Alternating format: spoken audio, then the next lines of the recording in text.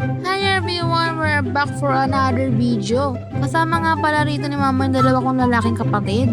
Pupunta nga pala sila sa hospital para i-follow up check up si Kevin. Pagkatapos ng mahabang biyahe, nakababa na nga rin sila. Sa Bernardino nga pala ito. Kita nyo nga yung kulit ng batang to, dapat nga hindi siya kasama. Pipirma na nga pala rito si mama, hindi ko nga rin pala natanong kung ano pipirmahan niya. Pero sa tingin ko, pang entrance siguro yan. Nangiti niya rito, parang pili ko kinakabahan siya.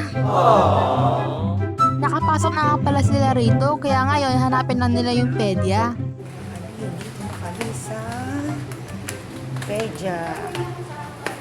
Mapo muna kayo. Sinecheck nga pala rito ni ate yung body temperature ni Kevin. Bilang ate niya, pinapil ko yung kaba rito ni Kevin. Chinik nga rin pala yung weight dito ni Kevin. Sayang hindi ko nakita yung weight niya. Pagtapos siyang tingnan, na-realize nga pala rito ni mama na masyado silang maaga.